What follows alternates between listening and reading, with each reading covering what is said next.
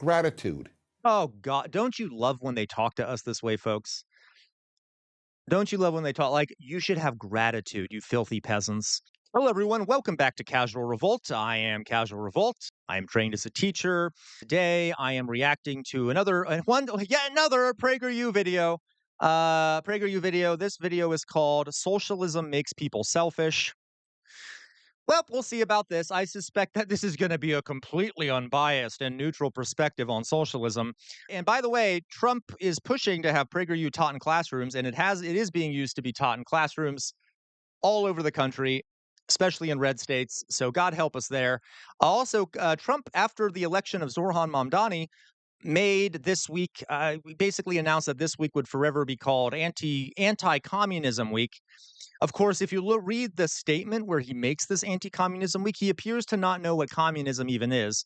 Regardless, and so in honor of it being anti-communism week, according to Trump, we are going to kind of push back against some of the quote unquote anti-communism week propaganda. Okay, so let's do that just to irritate the elites. Why not? So here we go. This is PragerU. Socialism makes people selfish, and I have not seen it. In the contemporary world, it's taken as a given that capitalism, with its free market and profit motive, is based on selfishness and produces selfishness. So, first thing here automatically, there is no such thing as a free market capitalist society. Do we think it's a free market? The fact that, for example, the American government subsidizes large oil companies, does that make it a free market? Is it a free market when the government uses tax dollars to bail out big corporate entities that fail during a recession, or like happened in 2008? Is that a free market? Is it a free market when corporate entities and the wealthy can bribe politicians to pass legislation that are beneficial for their particular industry? This is what the thing here, folks, is that the right wing wants free markets where they can get more power, influence, and wealth. They don't want free markets where it gets out in the way of their power, influence, and wealth. A more selfish society than a free market economy does. What? And once this widespread Wait a minute. Okay. For those watching, how selfish do we feel people like Elon Musk are, or Jeff Bezos, or Peter Thiel, or Donald Trump? I feel, and that who were produced, by the way, in a capitalist society and are some of the most selfish, self-interested, self-obsessed people in the world. I think it's hilarious to say that socialism produces selfish people when capitalism produces some of the most narcissistic, selfish, sociopathic people on the planet. There have actually been studies that show that a lot of CEOs have attributes very similar to people with anti-personality disorder, or what used to be called sociopathy, because in order to sort of rise up in a capitalist power structure or in a capitalist economy or corporation or whatever it may be, you have to be willing to step on people below you and things like that. Okay. selfishness catches on, it is almost impossible to undo it. Here's an illustration. In 2010, the United States President Barack Obama addressed a large audience of college students. At one point in his speech, he announced that young people will now be able to remain on their parents' health insurance plan until Based. age 26. Based. I don't ever recall hearing a louder, more thunderous, or more sustained applause than I Yeah. did then. Had the president announced that a cure for cancer had been discovered, it is highly doubtful that the applause would have been as loud or as long. Right, right. People wouldn't have applauded if it was announced that cure for cancer had been discovered. Okay, PragerU. Right, right. And he makes it sound like a bad thing, like that people were cheering for being able to survive by getting good health care in one of the wealthiest countries on the planet. But what were they so happy about? To be told that you can now remain dependent on your parents until age 26 should strike a young person as demeaning, not liberating. So, a question for PragerU here: do we think that the young people who do live with their parents are, happy that they're living with their parents? Do you think that they want to be living with their parents, or do you think that economic necessity and the abuses of this economy and the expensiveness of this economy has led to more people living at home for economic reasons. And do you think that they want to have to be on their parents' insurance, or do you think that they would rather be more independent? But unfortunately, because of their economic circumstances, they are forced to rely on being on their parents' insurance. Because although it's nice that we increased the age that you can be on your parents' insurance to 26, that is only a band-aid on a larger problem, which is the fact that there is no universal health care, and it's very expensive to have health care. This is insane to me. Okay. Throughout American history, and for that matter, all of Western history, the great goal of young people was to become a mature adult, beginning with being independent of mom and dad. So one cannot be independent if they have a chronic health condition and cannot pay for it. Because if you can't pay for that chronic health condition, you won't be able to get an income in order to be independent, to buy that house. So for many of these people, maybe they viewed it as giving them more independence, the fact that they suddenly were able to go be on someone else's health care, because our system is so horrible in that regard that to them, that is independence, not having to worry about dying from some disease or not having health care. Socialism and the welfare state destroy this aspiration. In Oh my various God. European countries, and now increasingly in the US, it is becoming common for young people to live with their parents well into their 30s and not infrequently beyond. Yeah. And why not? In the welfare state, taking care of yourself is no longer a virtue. Why? Because the government will take care of you. Right. So all the people living at home with their parents, first of all, who cares? Who cares? This is a weird social norm. There are other places in the world, other cultures in the world where it is perfectly normal to live with multiple generations of family in the same house, regardless of your age. Okay. You have your grandparents, you have your parents, you have the children all living in the same house. Doesn't matter what their age is. So this is a weird social norm we have in the US that no, you have to leave the house. Everyone has to be separate. Okay, fine, whatever. That being said, do we think everyone living at home is quote unquote like is like mooching off the government, like which is how they're interpreting this? Or do we think a lot of them are just trying to save money and so they're living at home, but they're not probably getting many government benefits by doing that, right? Like the implication here being that everyone living at home is doing it so that they can just take money from the government. That makes no sense because the government's putting out barely any money, and I can guarantee you, if they were putting out more money to help these folks, a lot of them probably wouldn't be living at home with their parents. Therefore, socialism enables, and as a result produces, people whose preoccupations become more and more self-centered. How many benefits will Guys, ho- what does capitalism do? It's all about money, money, money, money, money, me, make more money, build more companies, make more money, expand, expand, expand.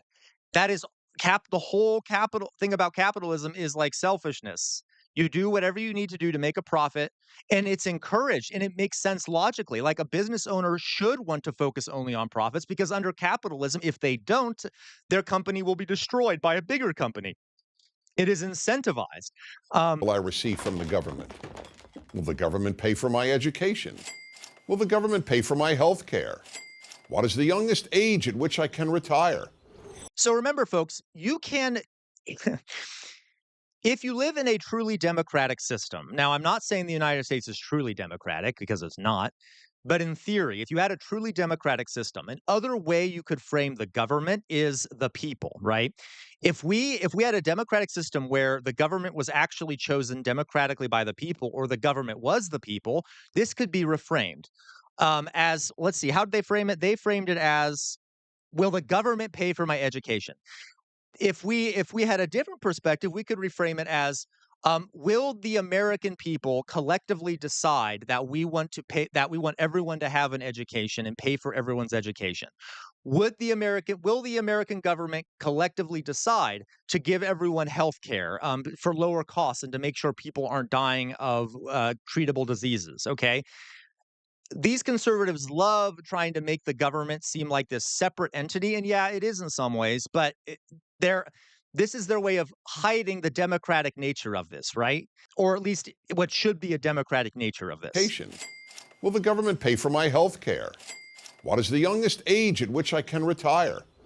How much paid vacation time can I get? How many days can I call in sick and still get paid? How many weeks of paid paternity? Wait, so Does he think that people shouldn't be paid when they're sick? That paid time off? I mean, I'm sure he does. I'm sure he does. I'm sure he doesn't think that people who are sick should still be paid when they're at work. Or maternity leave am I entitled to? Yeah, I mean, don't. By the way, almost every other country of our level of wealth does this. Don't we feel that people who just had a new child should be entitled to some leave to raise that child? In like a lot of time, and it should be paid. And wouldn't that be good not only for those people, for all of society, because we don't want to raise a bunch of children who haven't had time with their parents and haven't learned from their parents and haven't been raised appropriately? All right. The list gets longer with every election of a liberal or progressive or left-wing party. And then each entitlement becomes a right. But we're not done. There are even more destructive effects of socialism. I'm not sure what he means by that. It becomes a right. Not really. I mean, in some places, there it's written into law. Like there's some places where people have a right to education. I mean, in the United States, technically you do too, but there's no such thing as a right for like healthcare in the United States, for example. I think there should be, by the way, or there's no such thing in the United States as a right to housing. Okay, I'm not sure. I think that's just him fear mongering. I don't know. Entitlements create citizens who lack a character trait that every human should have: gratitude. Oh God, don't you love when they talk to us this way, folks? Don't you love when they talk like, "You should have gratitude, you filthy peasants. Kiss the ring. Bow down to your corporate overlords," right? You should be gracious that they're throwing you the bone from all the wealth they're extracting from you, okay? Hey, they tossed you a bone, be grateful, okay? Be grateful that you only had to pay $2,000 to get that, I don't know, that surgery, that necessary surgery, and you didn't have to pay the $4,000 because the health insurance company paid for half of it, right? Be great. Like, okay, yeah, have gratitude, everyone out there. Have gratitude for the scraps that are being thrown your way while the wealthy get wealthier and the rest of us get poorer. You cannot be happy if you are not grateful, and you cannot be a good person if you're not grateful. What? You can't be a good person if you're not grateful? That's okay. This is just stupid. Okay. That's why we constantly tell our children, say thank you. But socialism undoes that. After all, why would a person be What? grateful for receiving an entitlement? Who's going to be grateful for getting what they're entitled to?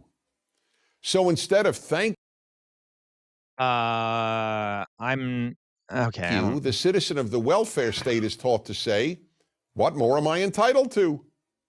Yet the left insists that it's capitalism. that's the thing, folks. Like under socialism and real socialism, all of that stuff is owned collectively, right? So it is yours. If you want to demand more out of what your tax dollars are paying for, you should because you're paying for it, right?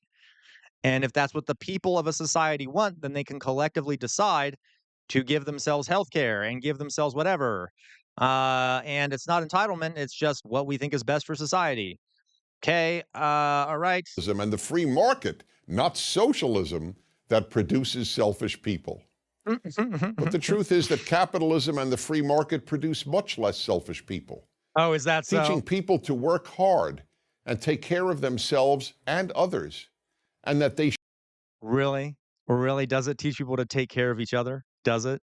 Does it? Does it? should earn what they receive, produces less. And by the way, it also doesn't teach people to take care of themselves because if you have to work all the time and you don't have any time off, you can't spend time with your family. How can you look after yourself? Why do you think we have such a massive mental health crisis in this country? Why do people all over the place feel disenchanted from society, feel disconnected, feel alienated? And it's not because, that they're not looking out for themselves. They literally can't. There's no time for it. Their labor is constantly being exploited. They're not being paid enough. The stress is overwhelming. Selfish, not more selfish people. Capitalism teaches people to work more. Socialism teaches God. people. God, that reminds me of like a slave owner being like, slavery teaches enslaved people to work more, right? Of course, that misses the idea that there's a whip involved, right? Or the fact that under capitalism, especially in American capitalism, if you don't work, you're not going to have health care anymore. You're not going to be able to have food to feed yourself. You might lose your housing. There's all these other things that go along that are sort of pressuring people. Okay. To demand more. Which attitude do you think will make a better society. I'm Dennis Prager. So, for those watching here on YouTube, just again, always notice here how I've said this before. How does Prager use presentations of these things? There's a Latin phrase. It's cui bono. Who benefits? Who is benefiting from this narrative? The narrative that PragerU has that capitalism is great. You just need to work harder. For who? Who's profiting off that labor? You just need to, you know, stop demanding things. Who does it benefit if you don't demand things, right? Who does that benefit if you're not requesting change and things like that in your society? You see what I mean? Because they are supporting the elites, they are pro elites, they are pro the power structures. That is what that is what they're trying to promote, okay? They don't want you to resist the bad things happening to you, and they're trying to reframe it in a way that makes it seem like you should be grateful, as he literally said, for all the crap coming your way, as opposed to questioning it, okay? And if you like that video, you can subscribe for as little as 99 cents a month by clicking the join button beneath the video. I'm also over on Twitch. You can find a link to my Twitch channel beneath the video. You can also support me on Patreon if you want to do that there. I live stream almost every day except for Wednesdays and Sundays. Thank you all for watching.